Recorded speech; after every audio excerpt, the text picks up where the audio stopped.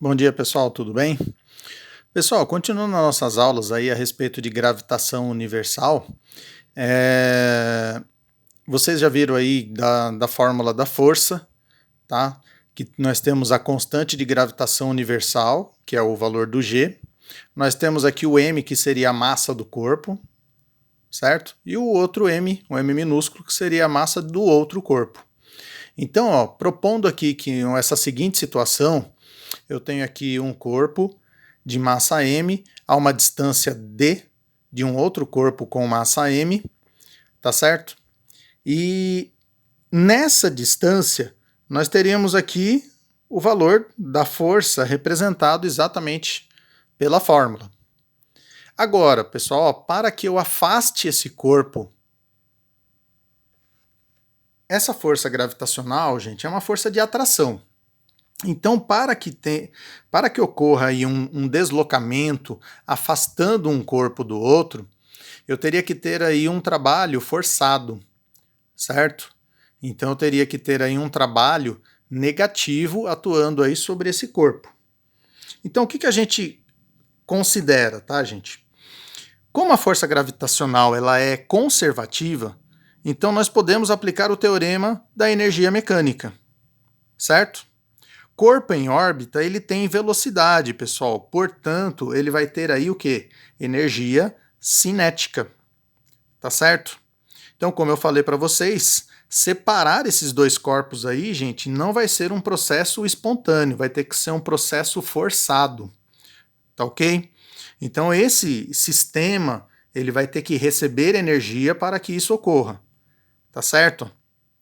Então, vamos imaginar o seguinte. Trabalho é igual a força vezes o deslocamento. A força, pessoal, seria a força gravitacional, certo?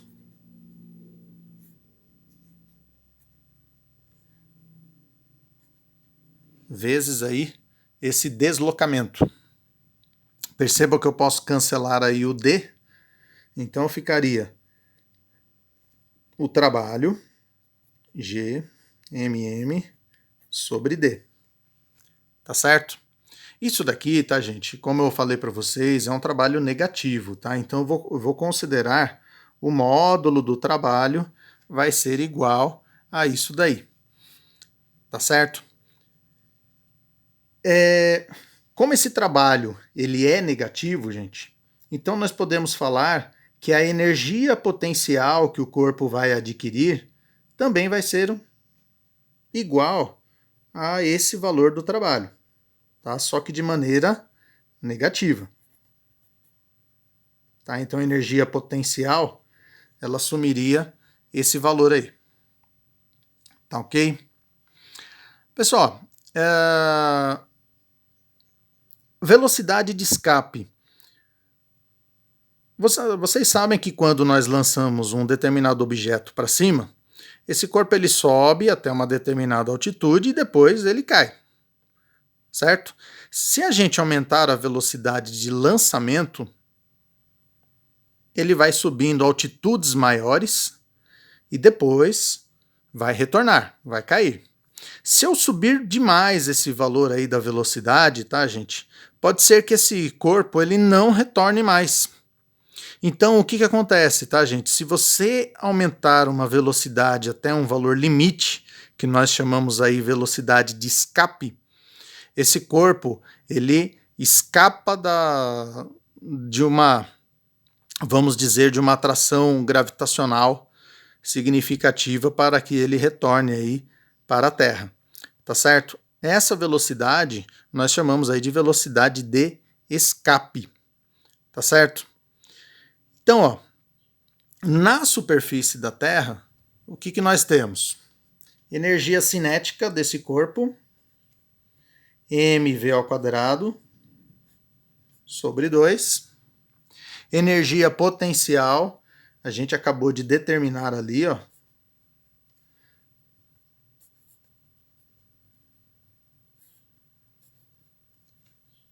Tá certo?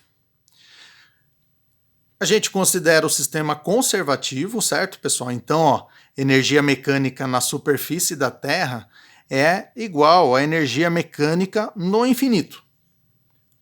Tá ok?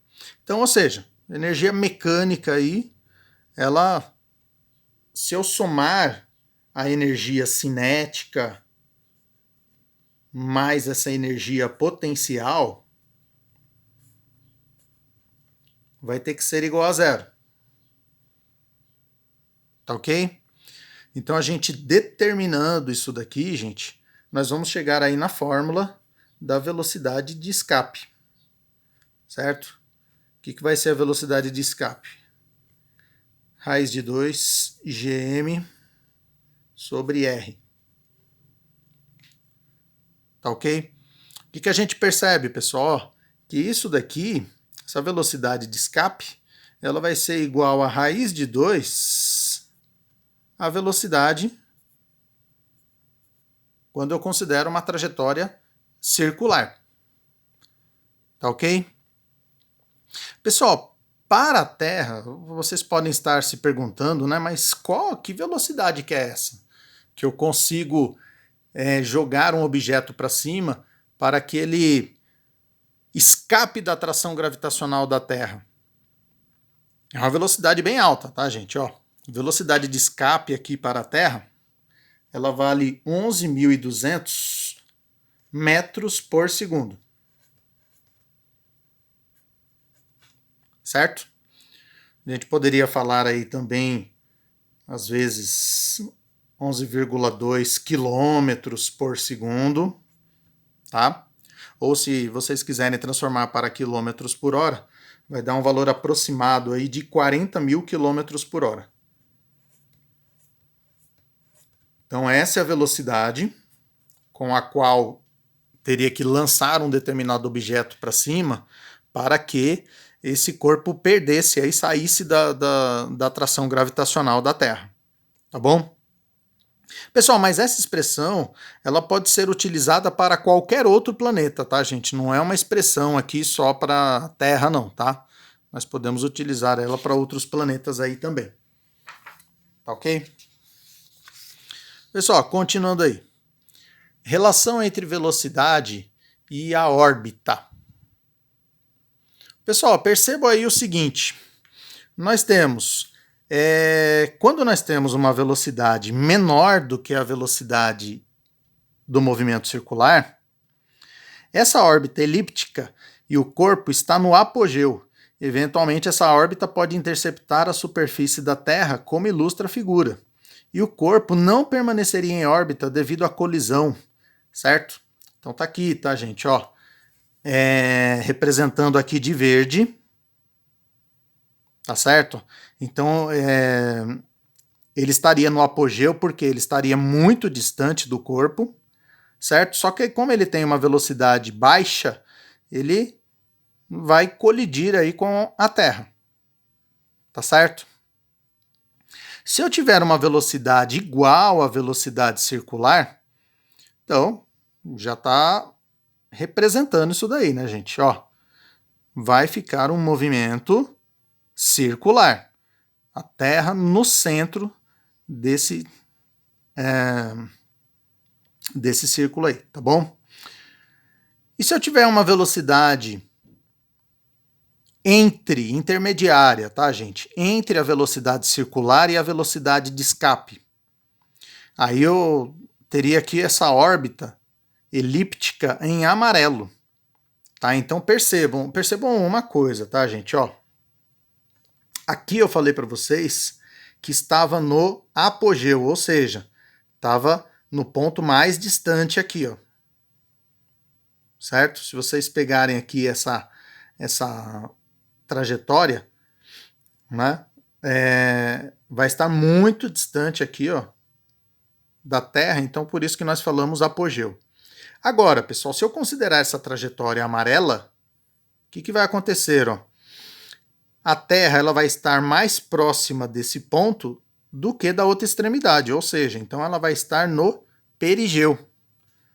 Tá certo? Então vai fazer essa órbita elíptica, só que a Terra passaria aí a ser o perigeu. Tá ok? Se a velocidade for igual à velocidade de escape, gente, ó, aí a trajetória é parabólica, não constitui uma órbita, pois o corpo não retorna à mesma posição. Tá certo? Então, ó, ele teria isso daqui, ele iria fazer esse movimento, só que ele não iria retornar, tá certo? Então, é o que nós chamamos aí a velocidade de escape, tá, gente? Vai sair da força de gravitação da Terra aí, tá bom? E se eu tiver uma velocidade maior do que a velocidade de escape? Ó, a trajetória vai ser um arco de hipérbole, representando aqui de vermelho, tá certo? Não vai constituir uma órbita, pois o corpo não retorna à mesma posição. Então, ou seja, não vai fazer esse movimento circular aqui não, tá, gente?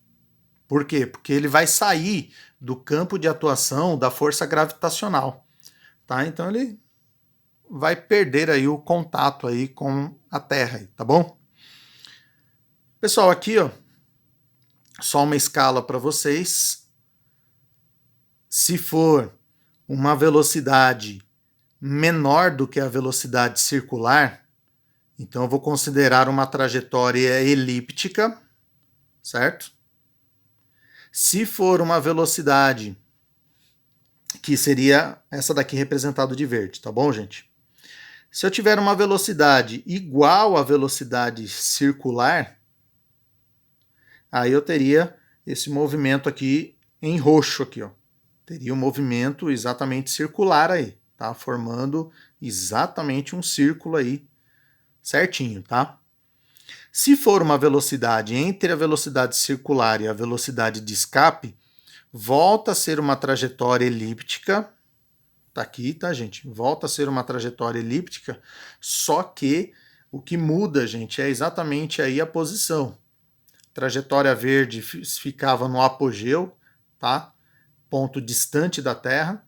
Na trajetória amarela aqui, ó, o ponto P ficaria próximo da Terra, tá, gente? Então ele ficaria no perigeu, ok? De azul, velocidade de escape, ficaria como se fosse uma parábola, e maior do que a velocidade de escape, ficaria como se fosse essa hipérbole aí, tá certo? Então só para diferenciar um do outro aí, tá bom? Pessoal, para a gente finalizar, exercício 3, nós temos aí uma seguinte situação. O astrônomo ele observa um pequeno objeto e verifica que sua distância ao centro da Terra é de 1 vezes 10 a quarta metros. A velocidade desse objeto tem módulo v e a direção e sentido indicado como na figura. O produto, olha gente, aqui tem um detalhe interessante, ó. O produto da massa pela constante, ó, então, ou seja, g vezes m, vale isso daqui, ó, 4 vezes 10 elevado a 10 no sistema internacional. Tá certo? Então o que ele pede? Determine o módulo da velocidade v do objeto nas seguintes condições. Se a órbita for uma órbita circular. E aí, pessoal, se for uma órbita circular, como é que eu determino? A velocidade circular, pessoal, vai ser gm sobre o raio, tá? O gm, pessoal, eles já deram aqui, ó, 4 vezes 10 elevado a décima.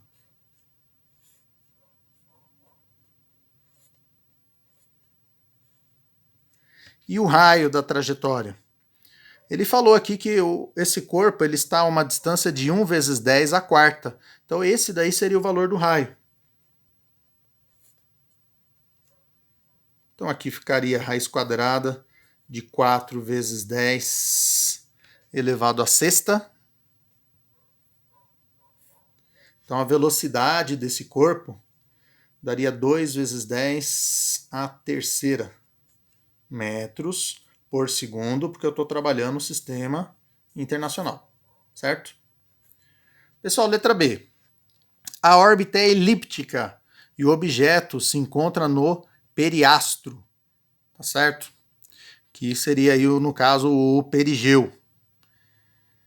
E aí, pessoal, então, se a órbita vai ser uma órbita elíptica, então eu vou considerar isso daqui como a velocidade de escape. Então vai ficar a velocidade de escape, raiz de 2, vezes a velocidade circular. Velocidade circular eu acabei de achar aqui, gente, né? Então a velocidade de escape seria raiz de 2, tá, gente? Apesar dele não ter dado aqui, nós podemos considerar a raiz de 2 1,4 ou deixar aí a raiz de 2 mesmo, certo? Então ficaria 1,4 vezes 2 vezes 10 à terceira. Então a velocidade de escape seria igual a 2,8 vezes 10 à terceira metros por segundo. Certo?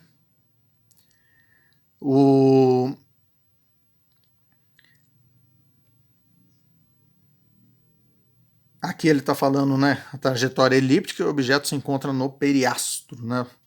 Então, vamos dizer, tá, gente? Então eu vou ter que ter aí uma velocidade entre esses valores aí, tá certo? Entre essa velocidade do movimento circular e essa velocidade de escape, tá? Então, ou seja, eu teria que ter uma velocidade entre essas duas aqui, tá certo? Então, ó, a minha resposta aqui poderia ser da seguinte maneira. Então, essa velocidade que eu estou querendo, ela vai ter que ser um valor maior do que esse, para não ser uma trajetória circular, e menor do que a velocidade de escape,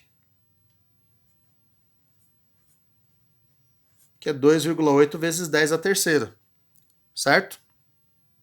Então ela vai ter que ter algum valor entre esses dois valores aí, tá certo? Aí sim eu posso garantir que vai ser uma trajetória elíptica e o objeto vai se encontrar no periastro aí, tá bom? E a letra C, pessoal? O objeto possui energia cinética suficiente para se afastar indefinidamente do planeta. Pessoal, para que o objeto ele tenha uma energia cinética suficiente para se afastar do planeta, ele vai ter que ter uma velocidade maior do que a velocidade de escape, certo? Então aqui, ó, letra C, eu só posso, não dá para a gente determinar, tá, gente? Porque seria várias velocidades, tá? Mas eu posso garantir que essa velocidade teria que ser maior do que a velocidade de escape. Se ele tiver uma velocidade maior do que a velocidade de escape, ó, ele vai se afastar indefinidamente do planeta, tá certo? Então eu vou falar que tem que ser uma velocidade maior do que 2,8 vezes 10 à terceira. Certo, pessoal? Boa? Então é isso aí, tá, gente? Por hoje é só, tá? A gente finalizando esse tema aí, né? Dando mais alguns exemplos para vocês, tá bom? Boas aulas para vocês. Bom treino, tá, gente? Treinem bastante fazer esses exercícios, tá? Às vezes tem esse conceito aí de potência, números muito grandes, tá? Mas não são, na sua grande maioria, assim, não são exercícios assim tão difíceis assim de resolver, tá bom? Até mais, turminha. Até a nossa próxima aula. Tchau, tchau.